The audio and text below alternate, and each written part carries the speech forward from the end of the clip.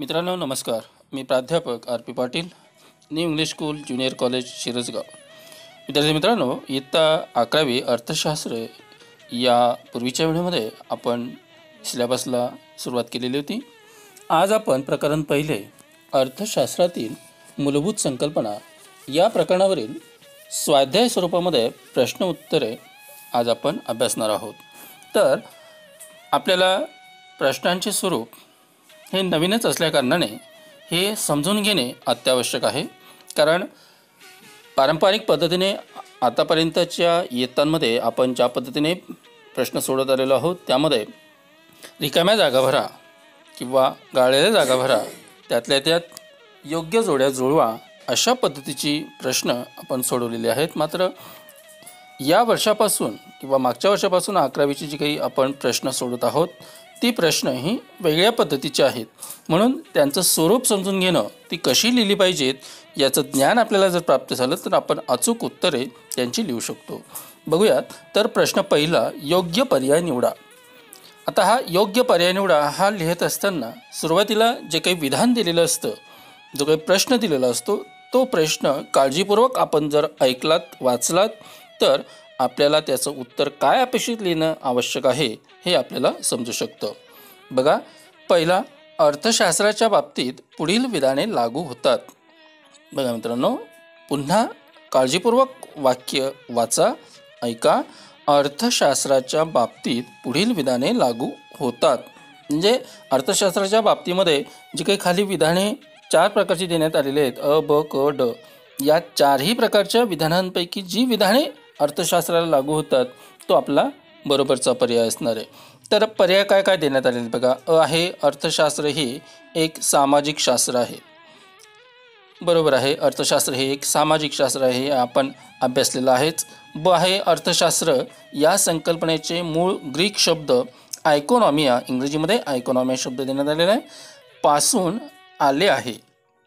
क आहे, अर्थशास्त्र हे मानवाच्या आर्थिक वर्तणुकीच्या अभ्यासाशी निगडीत आहे. बरोबर, अर्थशास्त्र हे कौटुंबिक व संपत्तीचे व्यवस्थापन करणारे शास्त्र आहे. हे सुद्धा विधान बरोबर आहे. म्हणजे अशा पद्धतीने 4ही प्रकारची विधाने बरोबर आहेत. आपल्याला पर्याय या ठिकाणी देण्यात आलेले आहेत. पहिला पर्याय आहे त्यामध्ये अ, ब, क आहे, म्हणजे ही विधाने अर्थशास्त्रामध्ये येतात असा त्याचा अर्थ, मात्र हे चुकीचं आहे. दुसरा पर्याय आहे अ आणि ब, तिसरा आहे ब आणि क, आणि चौथा आहे अ, ब, क आणि ड. म्हणजे चौथ्या क्रमांकाचा जो काही पर्याय आहे तर चौथ्या क्रमांकाचा पर्याय हा बरोबर म्हणून आपल्याला लिहावं लागणार आहे मित्रांनो. म्हणून प्रश्नांची उत्तरे लिहित असताना प्रश्न लिहायचा आहे 1 क्रमांक टाकून की अर्थशास्त्राच्या बाबतीत पुढील विधाने लागू होतात. खाली उत्तर असं लिहायचं आहे आणि पर्याय लिहायचा आहे 4, अ, ब, क आणि ड. अशा पद्धतीने या प्रश्नांची उत्तरे आपल्याला उत्तरपत्रिकेमध्ये लिहिणे अपेक्षित आहे मित्रांनो. दुसरा प्रश्न आहे, ॲडम स्मिथ यांच्या बाबतीत कोणते विधान किंवा विधाने लागू होत नाहीत. पुन्हा वाक्य किंवा विधान ऐका. ॲडम स्मिथ यांच्या बाबतीत कोणते विधान किंवा विधाने लागू होत नाहीत. कारण बघा, प्रत्येक प्रश्न हा वेगवेगळ्या टाईपचा असतो. कारण त्याला अपेक्षित असणारं उत्तर तो प्रश्न वाचल्यानंतर आपल्या लक्षात येत असतं. म्हणून प्रश्न काळजीपूर्वक जर वाचला, समजून घेतला तर आपल्याला त्याचं उत्तर काय अपेक्षित आहे हे लक्षात येईल. अ पर्याय आहे, ॲडम स्मिथ यांना सनातनवादी अर्थशास्त्रज्ञ म्हणतात. ब आहे, ॲडम स्मिथ यांनी राष्ट्राची संपत्ती हा ग्रंथ लिहिला. क आहे, अर्थशास्त्र हे संपत्तीचे शास्त्र आहे. ड आहे, अर्थशास्त्र हे सामान्य माणसाचा अभ्यास करते. बघा मित्रांनो, आपल्याला आता याच्यापैकी प्रश्न काय आहे, ॲडम स्मिथ यांच्या बाबतीत कोणते विधान किंवा विधाने लागू होत नाहीत. जे विधाने लागू होत नाहीत ते आपलं या प्रश्नाचं उत्तर असणार आहे. कोणतं विधान लागू होत नाहीत? पहिलं विधान लागू होतं, अ लागू होतं, ब लागू होतं, क लागू होतं, मात्र ड, अर्थशास्त्र हे सामान्य माणसाचा अभ्यास करते, हे विधान या वाक्याला लागू होत नाही. कारण ॲडम स्मिथ यांच्या बाबतीत कोणते विधान लागू होते म्हणजे ॲडम स्मिथ यांनी जी काही अर्थशास्त्राची व्याख्या केलेली आहे त्या अर्थशास्त्राच्या व्याख्येमध्ये या वाक्याचा समावेश त्या ठिकाणी करण्यात आलेला नाही, म्हणून पर्याय 1 क्रमांकाचा ड हा बरोबर आहे आणि ते आपलं उत्तर असणार आहे. तिसरा प्रश्न आहे, लिओनेल रॉबिन्स यांच्या व्याख्येत पुढील मुद्द्यांचा विचार केला आहे. आता लिओनेल रॉबिन्स यांची जी काही व्याख्या आहे अर्थशास्त्राची, ती व्याख्या आपल्या डोळ्यासमोर आपल्याला आणावी लागेल, आठवावी लागेल. तर लिओनेल रॉबिन्स यांच्या व्याख्येत पुढील मुद्द्यांचा विचार केलेला आहे. पर्याय देण्यात आलेले आपल्याला अमर्याद गरजा, ब मर्यादित साधने, क गरजांना अग्रक्रम नसतो, ड साधनांचे पर्यायी उपयोग. बघा मित्रांनो, आता याच्यापैकी बरोबरचा पर्याय काय आहे? विधान पुन्हा काळजीपूर्वक वाचा. लिओनेल रॉबिन्स यांच्या व्याख्येत पुढील मुद्द्यांचा विचार केला आहे. आता कोणकोणत्या मुद्द्यांचा विचार या ठिकाणी केलेला आहे? तर चारही पैकी जे काही पर्याय आहेत, पहिला आहे अमर्यादित गरजा, ब मर्यादित साधने, क गरजांचा अग्रक्रम नसतो, ड साधनांचे पर्यायी उपयोग. आता याच्यापैकी चौथ्या क्रमांकाचं म्हणजेच अ बरोबर आहे, ब बरोबर आहे आणि ड बरोबर आहे. मात्र क लिओनेल रॉबिन्स यांच्या व्याख्येत पुढील मुद्द्याचा विचार केला जात नाही, म्हणजेच गरजांना अग्रक्रम नसतो या मुद्द्याचा समावेश त्या व्याख्येमध्ये केलेला नसतो. म्हणून आपला पर्याय काय येईल? बरोबरचा पर्याय उत्तर स्वरूपामध्ये अ, ब आणि ड, म्हणजेच चौथ्या क्रमांकाचा जो काही पर्याय आहे तर चौथ्या क्रमांकाचा पर्याय आपला बरोबर असणार आहे. मित्रांनो, चौथा उपप्रश्न आहे, संपत्तीच्या बाबतीत खालील विधाने लागू होतात. विधान काळजीपूर्वक वाचा. संपत्तीच्या बाबतीत खालील विधाने लागू होतात. अ पर्याय आहे, संपत्ती म्हणजे अशी कोणतीही वस्तू जिला बाजार मूल्य आहे आणि त्याची देवाणघेवाण करते. ब आहे, संपत्तीत मनुष्यबाह्यता आहे. क आहे, संपत्तीत उपयोगिता नसते आणि ड आहे, संपत्तीत दुर्मिळता आणि विनिमयता आहे. आता या चारही पर्यायांपैकी आपल्याला उत्तर लिहित असताना प्रश्न काळजीपूर्वक वाचा पुन्हा.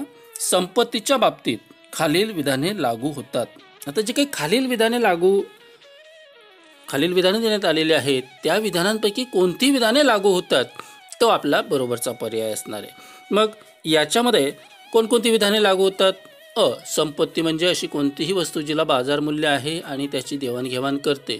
बरोबर आहे, हे विधानसुद्धा आपल्याला संपत्तीच्या बाबतीमध्ये लागू होतं. ब, संपत्तीत मनुष्यबाह्यता आहे, हे सुद्धा विधान लागू होतं.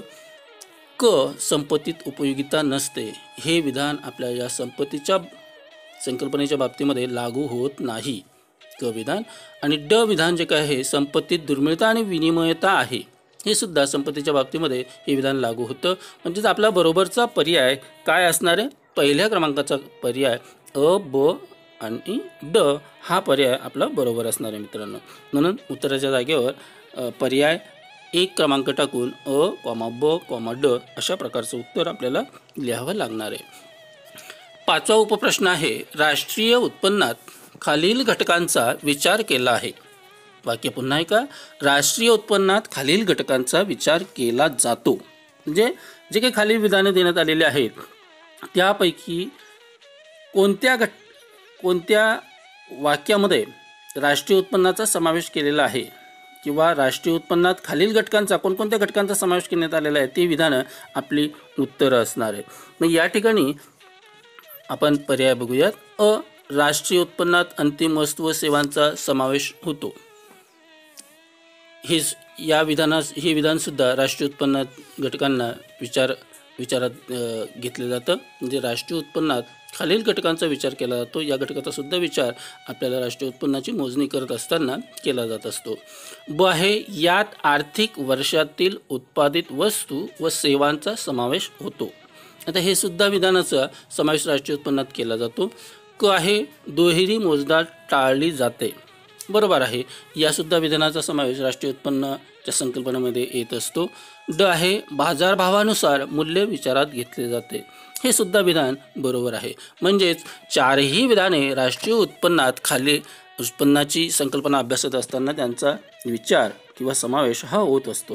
म्हणून मित्रांनो, आपला बरोबरचा पर्याय जो काही असणार आहे तो बरोबरचा पर्याय चारही विधानं येत असल्याकारणाने बरोबरचा पर्याय आपली जे काही पर्याय आपल्याला देण्यात आलेले आहेत त्यापैकी चौथ्या क्रमांकाचा जो काही पर्याय आहे ब, क आणि ड हा बरोबरचा पर्याय आपल्याला उत्तराच्या जागेवर लिहायचा आहे. मित्रांनो, हा झाला प्रश्न पहिला, योग्य पर्याय निवडा. आता याच्यानंतरचा जो काही प्रश्न आहे, प्रश्न दुसरा, सहसंबंध पूर्ण करा. हा सुद्धा एक नवीनच प्रश्न आपल्याला अभ्यासण्यासाठी आहे. म्हणून हा प्रश्न कसा सोडवला पाहिजे हे देखील आपल्याला समजणं अत्यावश्यक आहे, कारण या ठिकाणी आपला गोंधळ होण्याची शक्यता असते मित्रांनो.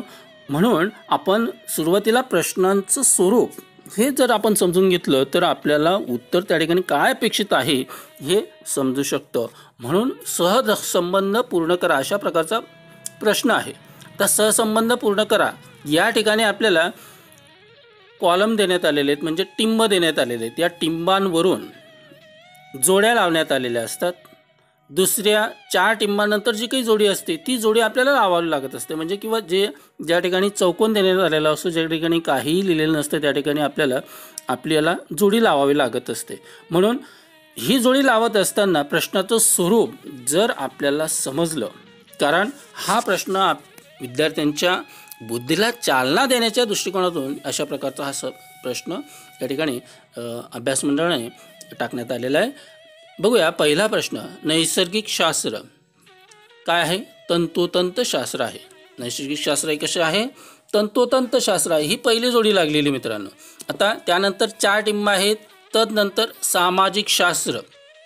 आता जसं नैसर्गिक शास्त्र हे तंतोतंत शास्त्र आहे, ही जोडी लावण्यात आलेली आहे. म्हणजे त्या ठिकाणी आपल्याला एक क्ल्यू देण्यात आलेला असतो की आपल्याला पुढची जोडी यालाच अनुसरून याच्याशी संबंधित अशा प्रकारची जोडी आपल्याला या ठिकाणी लावावी लागणार असते.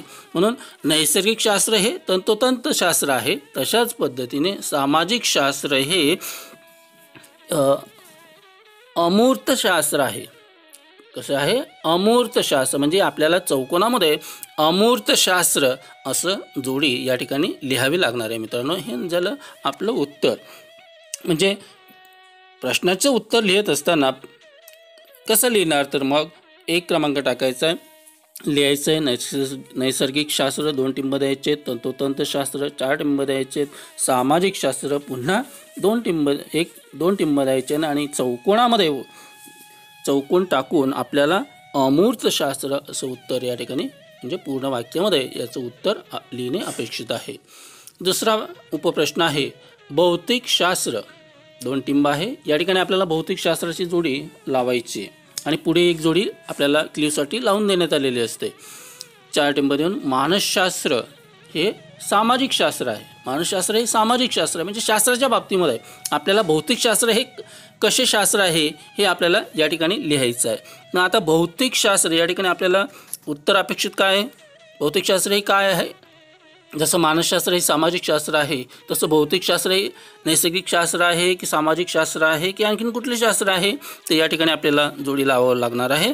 पदार्थशास्त्र ही जोडी या ठिकाणी आपल्याला लिहावी लागणार आहे मित्रांनो.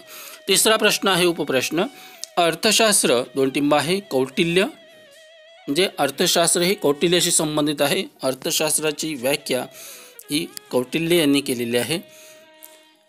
तसंच 4 टिंब देण्यात आलेलं आहे. राष्ट्राची संपत्ती 1 टिंब 2 टिंब त्या ठिकाणी देण्यात आलेले आणि चौकोन देण्यात आलेले. या चौकोनामध्ये आपल्याला उत्तर लिहायचं आहे.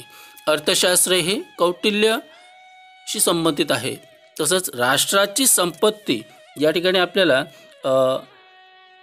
चौकोनामध्ये उत्तर काय लिहावं लागणार आहे? जसं कौटिल्य यांनी अर्थशास्त्राचे शोध लावलेला आहे त्याच पद्धतीने राष्ट्राची संपत्ती ही जी काही संकल्पना आहे ही संकल्पना ॲडम स्मिथ यांची आहे. म्हणून या ठिकाणी उत्तर आपल्याला अपेक्षित आहे ॲडम स्मिथ. हे झालं त्याचं उत्तर. चौथा उपप्रश्न आहे आवश्यक गरजा. 2 टिंब चौकोन देण्यात आलेले आहे. चौकोनामध्ये आपल्याला जोडी लावायची. 4 टिंब देण्यात आलेले आहेत. सुखसोयींच्या गरजा. पुन्हा 2 टिंब धुलाई यंत्र. म्हणजे जोडी आपल्याला या ठिकाणी लावून देण्यात आलेले. सुखसोयींच्या गरजा या कशाच्या कोणकोणत्या असतात? तर धुलाई यंत्र या ठिकाणी आपल्याला उदाहरण दाखल देण्यात आलेलं आहे की सुखसोयींच्या गरजा यात धुलाई यंत्र हे सुद्धा सुखसोयीचे एक साधन आहे. त्याच पद्धतीने आवश्यक गरजा या कोणकोणत्या असतात त्या ठिकाणी आपल्याला उत्तर अपेक्षित आहे. अन्न, वस्त्र, निवारा किंवा पाणी. मग यापैकी एक कुठली तरी लिहायची. त्यात अन्न आपण लिहू शकतो, म्हणून अन्न या ठिकाणी चौकोनामध्ये आपण टाकू शकतो किंवा उत्तर लिहू शकतो. 5वा उपप्रश्न आहे विनामूल्य वस्तू. 2 टिंब आहेत. उपयोगिता मूल्य. विनामूल्य वस्तू याच्या संबंधीमध्ये आपल्याला उपयोगिता मूल्य असतं. ज्या काही विनामूल्य वस्तू आपल्याला निसर्गाकडून मिळालेल्या असतात त्यामध्ये उपयोगिता मूल्य हे असतं असा त्याचा अर्थ आहे. पुन्हा 4 टिंब देण्यात आलेले आहेत. आर्थिक वस्तू यांच्या बाबतीमध्ये आपल्याला उत्तर लिहिणं हे अपेक्षित आहे. मित्रांनो, आता आर्थिक वस्तू कोणकोणत्या असतात की ज्या आपल्याला त्याचं मूल्य हे द्यावं लागत असतं, ते विनामूल्य मिळत नाहीत. अशा वस्तू म्हणजे आर्थिक वस्तू की ज्यांना मूल्य हे चुकवावं लागत असतं, मूल्य पेड करावं लागत असतं, द्यावं लागत असतं. अशा वस्तू कोणकोणत्या आहेत? आता विनामूल्य वस्तू आपल्याला सांगण्यात आलेल्या, त्याच्यामध्ये उपयोगिता मूल्य हे असते, निसर्गाने त्याची देणगी आपल्याला दिलेली असते. मात्र आर्थिक वस्तू ज्यांचं मूल्य हे आपल्याला द्यावं लागतं त्याच्यापैकी मग या चौकोनामध्ये आपल्याला उत्तर लिहिणं काय अपेक्षित आहे तर अन्न व औषध ही आपल्याला या ठिकाणी उत्तर चौकोनामध्ये लिहिणं अपेक्षित आहे. अन्न व औषध. अशा पद्धतीने आपण प्रश्न पहिला योग्य पर्याय निवडा. दुसरा प्रश्न संबंध पूर्ण करा. अशा पद्धतीने आपल्याला लिहिणे अपेक्षित आहे. मित्रांनो, या दोघंही प्रश्न कशी सोडवले पाहिजेत याचं सखोल ज्ञान आपल्याला प्राप्त झालं असेल अशी आशा व्यक्त करतो आणि या ठिकाणी थांबतो. भेटूयात तर पुढच्या व्हिडिओमध्ये. तोपर्यंत नमस्कार.